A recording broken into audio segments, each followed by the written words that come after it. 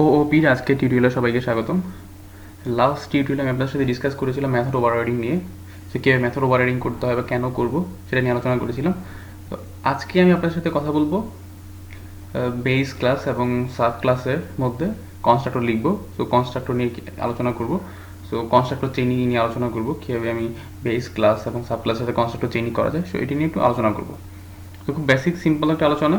তো যারা কনস্ট্রাক্টর নিয়ে কনস্ট্রাক্টর নিয়ে একটু সমস্যা আছে, কনস্ট্রাক্টর নিয়ে এখনও একটু প্রবলেম হয়, সো আমি স্ট্রংলি রিকমেন্ড করবো আমার কনস্ট্রাক্টরের টিউটোরিয়ালগুলো একটু দেখে নেবেন, তাহলে দেখলে এটা বুঝতে ইজি হবে, একদম ইজি আপনি বুঝতে পারবেন।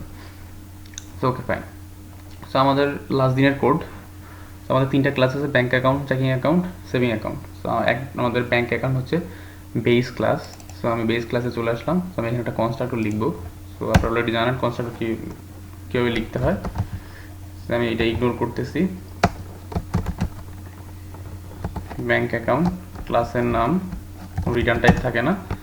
সো জাস্ট আমি বোঝার জন্য এখানে কিছু কনসোল রাইট লাইন লিখবো, জাস্ট বোঝার জন্য, আর কিচ্ছু না। এটা আমাদের খুব কাজে লাগবে না, বা এখানে কনসোল রাইট লাইন লেখা ঠিক না ক্লাসের মধ্যে।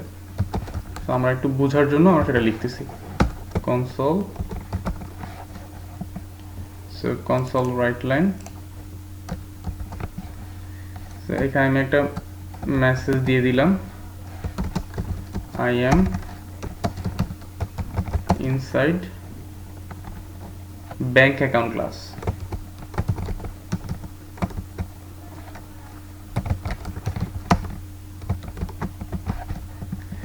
I am inside bank account class. Okay. So same ভাবে আমি চেকিং অ্যাকাউন্টে লিখবো। সো এখানে একটা কনস্ট্রাক্টর লিখবো। সো কনস্ট্রাক্টর লেখার আপনারা শর্টকাট জানেন, alt insert. So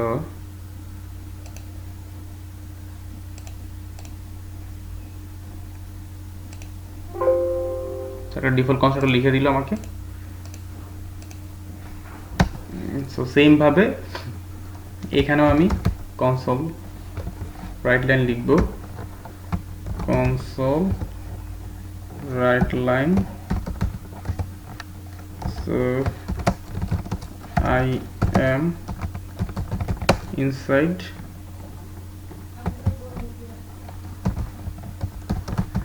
checking account class. Fine. So saving অ্যাকাউন্টের ক্ষেত্রেও লিখতেছি আমি। সো চলে আসলাম।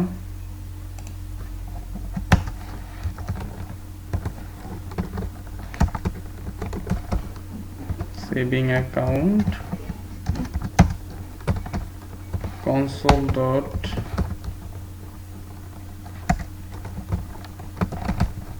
right line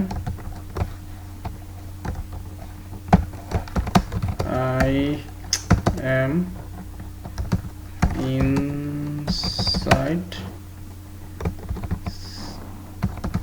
saving account class. ওকে, সো আমার তিনটা কনস্ট্রাক্টর তিনটা ক্লাসের মধ্যে লিখলাম, জাস্ট সিম্পল তিনটা মেসেজ লিখছি আর কিচ্ছু না। তো আমি চলে আসলাম আমার প্রোগ্রাম ক্লাসে। সো এগুলো আমি একটু কমেন্ট করে দিই।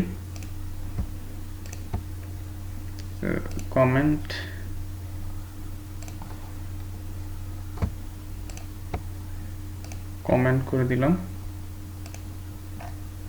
সো এইখানে যেটা করব, ব্যাঙ্ক অ্যাকাউন্টের অবজেক্ট বানাবো, bank account b1 new bank account. Fine.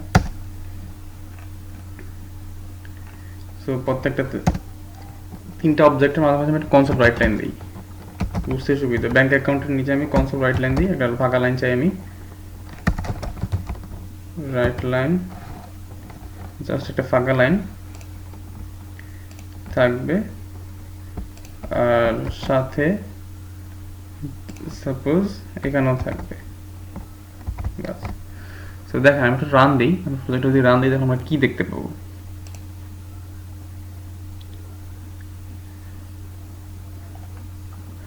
যেহেতু আমাদের বেস ক্লাস ব্যাংক অ্যাকাউন্ট,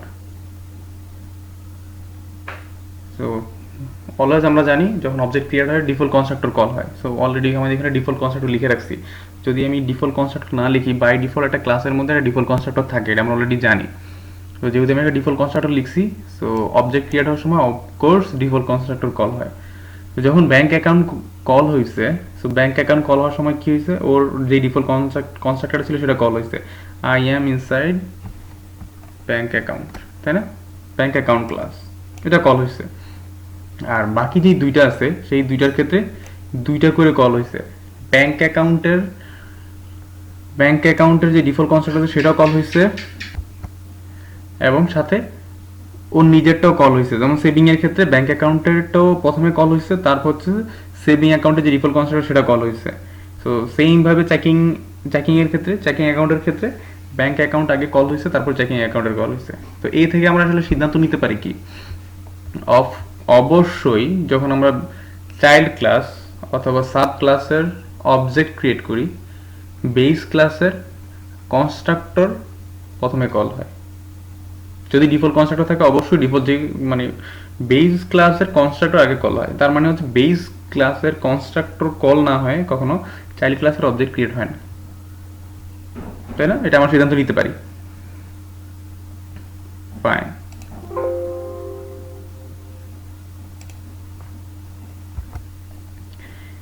তো এখন আমি চলে আসলাম সাপোজ সেভিং অ্যাকাউন্টে। তো সেভিং অ্যাকাউন্টের যে কনস্ট্রাক্টর আছে, সো আমি এখানে স্ট্রিং এস কনস্ট্রাক্টরটা, যখন আমি ডিফল্ট কনস্ট্রাক্টর নাই এখানে, তো আমি যখন কনস্ট্রাক্টর লিখি তখন তো ডিফল্ট কনস্ট্রাক্টর চলে যায়, কিন্তু একটু আগে আমার একটা ডিফল্ট কনস্ট্রাক্টর ছিল, কিন্তু এখন আমি একটা প্যারামিটার দিচ্ছি, একটা স্ট্রিং টাইপের প্যারামিটার দিচ্ছি। সো দেখেন আমি এখন এখানে চলে আসলাম। সো সেভিং এ এরর দিবে, সেটা তো স্বাভাবিক, কারণ ও একটা প্যারামিটার চায়। কিন্তু যদি আমি ব্যাংক অ্যাকাউন্টে যাই, দেখেন ব্যাংক অ্যাকাউন্টে কোনো প্রবলেম নাই। ব্যাংক অ্যাকাউন্টে কেন প্রবলেম নাই, ও ডিফল্ট, যেহেতু এটা ডিফল্ট, তো বাই ডিফল্ট সে ডিফল্ট কনস্ট্রাক্টরকে কল করে। যখন অবজেক্ট ক্রিয়েট হবে তখন ডিফল্ট কনস্ট্রাক্টরকে কল করবে, কোনো প্রবলেম নাই। সাপোজ আমি যদি এখানে এসে যেই এররটা দিচ্ছে, অবজেক্টটা যখন ক্রিয়েট হচ্ছে ব্যাংক অ্যাকাউন্টের, সেটা স্ট্রিং চায় সে, তাই না? তো আমি যদি এখানে একটা স্ট্রিং দিয়ে দিই, প্রবলেম সলভ। অবজেক্ট ক্রিয়েটের সময় একটা স্ট্রিং নিবে, কিন্তু এর মধ্যে এটার কোনো সম্পর্ক নাই। সো কিন্তু যদি আমি এইখানে এসে বলি স্ট্রিং এস, ব্যাংক অ্যাকাউন্টে আমি বললাম ওর ডিফল্ট কনস্ট্রাক্টর নাই, ওর একটা কনস্ট্রাক্টর আছে যেটাকে একটা স্ট্রিং ভ্যালু দিতে হয়। এখন দেখি কি হয়। সো এখন যদি আসি, সো দেখেন চেকিং অ্যাকাউন্টে অলরেডি এরর দেওয়া শুরু করে দিচ্ছে, তাই না? মানে এখন সে ব্যাংক অ্যাকাউন্টে তো ডিফল্ট কনস্ট্রাক্টর নাই, সো ডিফল্ট কনস্ট্রাক্টর কল করতে পারতেছে না। সো একটা প্রবলেম শুরু হয়ে গেছে কিন্তু অলরেডি। সো সে মানে আমাকে তো অবশ্যই বেস ক্লাসের কনস্ট্রাক্টর কল করতে হবে। সো যেহেতু ডিফল্ট কনস্ট্রাক্টর নাই, সো ডিফল্ট কনস্ট্রাক্টরকে কল করতে পারতেছে না। সো এখন আমি চাইলে, সাপোজ আমরা জানি কনস্ট্রাক্টর কীভাবে কল করতে হয়, তাই না? সো বেস এস, তাই না? তো দেখেন আমি এখানে বললাম ও একটা যেহেতু স্ট্রিং আছে, আমি ওকে ডিরেক্টলি বলতেছি বেস ক্লাসের যেখানে একটা প্যারামিটার নেয় সেটাকে তুমি কল করো। তো এটা একটা প্যারামিটার নয়, তো সেখানে তুমি কল করো, এইখানে কিন্তু আর একটা দিচ্ছে না। সো এইটাতে প্রবলেম করতেছে। সো আমি এখানে এসে বললাম বেস, তো আমি একটা হার্ড কোডেড ভ্যালু দিয়ে দিলাম। তো এখন কিন্তু প্রবলেম সলভ হয়ে গেছে। দেখেন আমি বিল্ড দিই,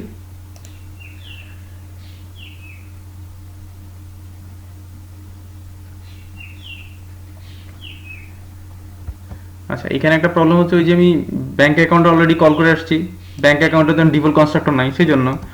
সো এখানে আমি একটা ফাঁকা স্ট্রিং দিয়ে দিলাম, দেখেন এখন প্রবলেম সলভ।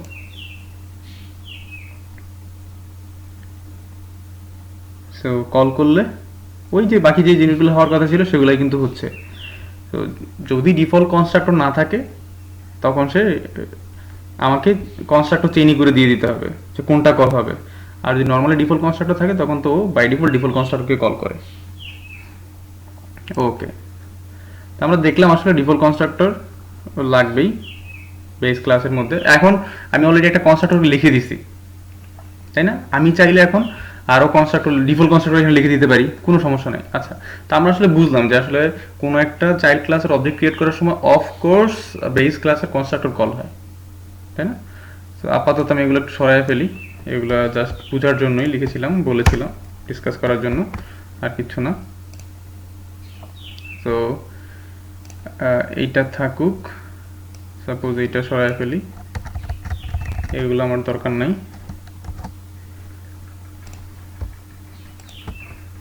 তো এইখানে যেটা হয়, সাপোজ যখন আমরা কনস্ট্রাক্টর লিখবো, সাপোজ কেন লিখবো বলি, আমরা অলরেডি জানি কনস্ট্রাক্টর কেন লিখতে হয়। তো এখানে যে সেভিং অ্যাকাউন্ট আছে, সেভিং অ্যাকাউন্টের যে ফিল্ডগুলো আছে, ফিল্ডগুলো আমি ও চাইলে অবজেক্ট ক্রিয়েট করার সময় না দিতে পারে, সমস্যা নেই, কিন্তু আমি ওকে ফোর্স করে ডাটাগুলো নিয়ে নিব। যখন অবজেক্ট বানাবো তখন আমি ওর কাছ থেকে ফোর্স করে সেই ডাটাগুলো নিয়ে নিব। সো নিয়ে নেওয়ার জন্য আমি কি কি নিতে চাই, সাপোজ অ্যাকাউন্ট নাম্বারটা নিতে চাই, স্ট্রিং কাস্টমার নেম নিতে চাই, কাস্টমার নেম নিতে চাই, আর একটা হচ্ছে ওর ক্ষেত্রে হচ্ছে ইন্টারেস্ট অ্যামাউন্টটা নিতে চাই। সো ইন্টারেস্ট অ্যামাউন্টটা আমি নিতে চাই। তো এইখানে এসে আমি কি করব, এই প্যারামিটার দিয়ে আমার ফিল্ডে ডাটাগুলো বাইন্ড করে দেবো, তাই না? সো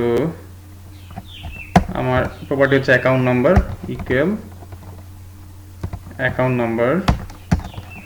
সো কাস্টমার, সরি এটা না, customer name,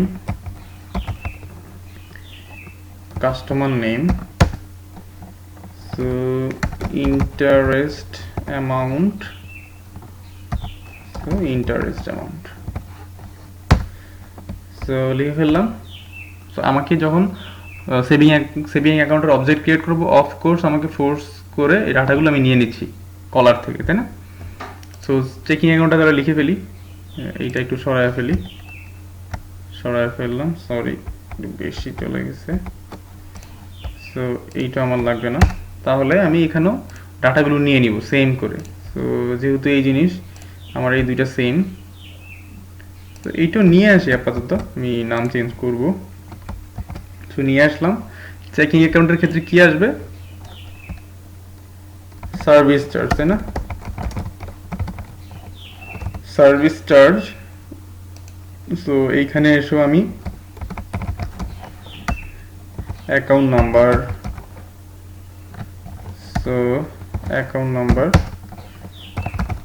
customer name, customer name, finally হচ্ছে সার্ভিস চার্জ, সার্ভিস চার্জ। তো এখন দেখেন আমার অলরেডি কলারে চলে যাই, এরর দেওয়া শুরু করছে, তাই না? তো যেহেতু এখন ব্যাংকের কোনো কনস্ট্রাক্টর নাই, সেহেতু এটা সরাই ফেলবো। সো এখন আমার এটা আসলে দরকার নাই, আমি সেটা লিখছিলাম আসলে বোঝার জন্য, আমি এটা সরাই ফেলি। তো এখন আমার সেভিং অ্যাকাউন্ট কল করতে হলে কী কী লাগবে, অ্যাকাউন্ট নাম্বার দিতে হবে, তাই না? সাপোজ আমি অ্যাকাউন্ট নাম্বার দিলাম একটা, তারপর দিতে হবে নেম দিতে হবে, সাপোজ নেম দিয়ে দিলাম, সাথে ইন্টারেস্ট অ্যামাউন্টটা দিতে হবে। সো দিয়ে দিলাম, তাই না? আমার প্রবলেম সলভ, এখন কল হয়ে গেল। আমি যখন অবজেক্ট ক্রিয়েট করতেছি তখন তার কাছ থেকে ফোর্স করে ডাটাগুলো নিয়ে আসতেছি। তো সেমভাবে চেকিংয়ের ক্ষেত্রে যদি বলি, নাম্বার দিলাম, সো দিলাম, আর একটা ইন্টারেস্ট অ্যামাউন্ট দিব, দিয়ে দিলাম জাস্ট। তাহলে এইখানেও প্রবলেম সলভ, ও কল করে আমাদের কনস্ট্রাক্টর কল করে সে ডাটা বাইন্ড করে অবজেক্ট ক্রিয়েট করে ফেলবে। আচ্ছা, তো এখানে চলে আসি, দেখেন তো আমার এই যে কনস্ট্রাক্টরটা আছে, এই কনস্ট্রাক্টরে 2 লাইন কোড এক্সিকিউট করবে। তো আমার এইখানেও যে কনস্ট্রাক্টরটা আছে সে ওই 2 লাইন কোড এক্সিকিউট করবে, তাই না? তো আমাদের যেহেতু বেস ক্লাসে আমি আবারও বলছি, আমাদের যেহেতু বেস ক্লাসে ডিফল্ট কনস্ট্রাক্টর বারবার কল হয়, সো আমার এমন একটা মেকানিজম যদি থাকতো বেস ক্লাস দিয়ে এই দুইটা প্রপার্টি বাইন্ড করে দিচ্ছি, তাহলে আমি এক জায়গা থেকে দুই জায়গায় সুবিধা পাচ্ছি না। তো আমি বেস ক্লাসে লিখে দুই জায়গায় সুবিধাটুকু পাচ্ছি। তো তাহলে চলেন আমরা সেটা মেকানিজম লিখবো বেস ক্লাসে, যে আমার এই দুইটা প্রপার্টিকে বাইন্ড করে দিবে। সো চলে আসলাম আমি বেস ক্লাসে। সো বেস ক্লাসে এসে ব্যাংক অ্যাকাউন্ট, সো ওর দুইটা প্রপার্টি আমি নিব। একটা হচ্ছে অ্যাকাউন্ট নাম্বার আর একটা same string type customer name, তাই না? তো এখানে এসে account number, so account number bind করব আর হচ্ছে কাস্টমার নেম দিয়ে বাইন্ড করব। ফাইন। সো এখানে একটা কনস্ট্রাক্টর লিখে ফেললাম, তাই না? সো আমি সেভিং অ্যাকাউন্টে চলে আসলাম। সো অলরেডি এরর দিচ্ছে, বাই ডিফল্ট যেহেতু ডিফল্ট কনস্ট্রাক্টর কল করতে হয়, এখন যেহেতু ডিফল্ট কনস্ট্রাক্টর নাই, সো আমি এখানে কি করব, এইটাকে এসে আমি বললাম বেসকে কল করো। সো যেখানে অ্যাকাউন্ট নাম্বার আর কাস্টমার নেম আছে, অ্যাকাউন্ট নাম্বারের কাস্টমার দিলাম। সো ওই দুইটা দিয়ে তুমি আগে কল করে আসো, তার মানে হচ্ছে সে এটাকে কল করবে, এটাকে কল করে অ্যাকাউন্ট নাম্বার আর কাস্টমার নেম বাইন্ড করে দিবে, তাই না? সো অ্যাকাউন্ট নাম্বার আর কাস্টমার নেম যখন বাইন্ড করে দিবে, সো আমার আর এই লাইন দুইটা এখানে থাকার প্রশ্নই আসে না, অলরেডি সেটা বেস ক্লাসে গিয়ে বাইন্ড হয়ে যাবে। আমি এটা এখান থেকে সরাই দিলাম। সো সেম ভাবে যখন চেকিং অ্যাকাউন্টে এসে অলরেডি আবার সেম এরর দিচ্ছে, সো আমি এখানে এসে যখন বলবো বেসের so account number customer name যেটা আছে সেটাকে কল করো, সো সেটা কল করবে। তো ওইখানে গিয়ে বাইন্ড হয়ে যাবে, এই জায়গায় আমার এগুলা দরকার নাই, আমি এখান থেকে এগুলা সরাই ফেললাম। ফাইন। সো এখান থেকে এই প্রবলেম সলভ। সো আমি চাইলে ব্যাংক অ্যাকাউন্টে একটা ডিফল্ট কনস্ট্রাক্টর লিখতেই পারি, সমস্যা নেই। সাপোজ ধরেন আমি একটা ব্যাংক অ্যাকাউন্টের ডিফল্ট কনস্ট্রাক্টর লিখি, ব্যাংক অ্যাকাউন্ট একটা ডিফল্ট কনস্ট্রাক্টর থাকবে, আর যেইটার কাজ হলো ব্যালেন্সটাকে জিরো করে দেওয়া।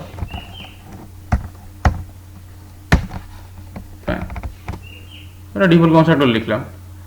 এখন তাহলে আমার এই কনস্ট্রাক্টরটা থেকে আমার এটা কল হবে, আমরা অলরেডি জানি চেইনিং কিভাবে করতে হয়, তাই না? দিস দ্যাটস ইট, এটা থেকে এটাতে কল চলে আসবে। ওকে, আমি একটু বিল্ড এই প্রজেক্ট।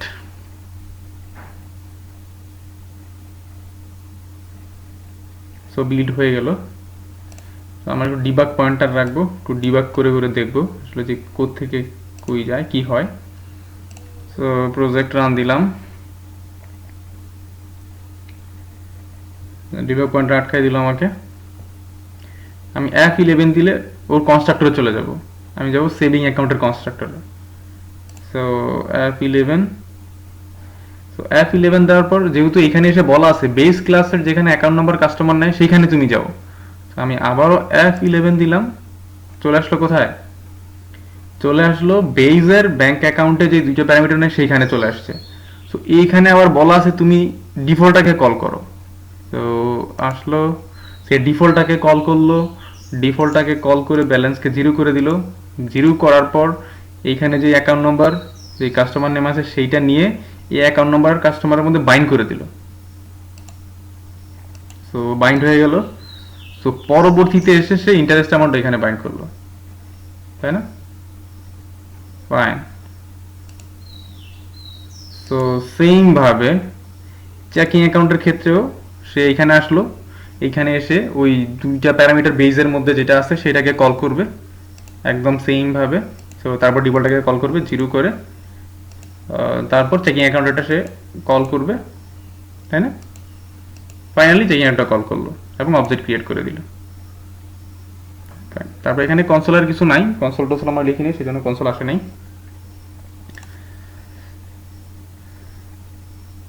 সো ওকে, সো এই ছিল আমাদের আসলে টপিক। সো আমরা কিভাবে বেস ক্লাস সাব ক্লাসের মধ্যে কনস্ট্রাক্টর ইউজ করতে পারি, এবং কীভাবে কনস্ট্রাক্টর চেইনি এই ব্যাপারটা আমরা ইনকর্পোরেট করতে পারি বেস ক্লাস এবং সাব ক্লাসের মধ্যে। এবং এটাও আমরা জানলাম যে একটা সিদ্ধান্ত আমরা আসলাম যে যখন আমরা একটা চাইল্ড ক্লাসের অবজেক্ট ক্রিয়েট করি অবশ্যই বেস ক্লাসের ডিফল্ট কনস্ট্রাক্টর কল করতে হয়, মানে বেস ক্লাসে কোনো একটা কনস্ট্রাক্টর কল করতেই হয়, তাই না? ওকে, এই ছিল আমাদের আজকের আলোচনা। তো ভালো থাকবেন, পরবর্তী অন্য কোনো টিউটোরিয়ালে আবার হাজির হব, সাথেই থাকবেন। আল্লাহ হাফেজ।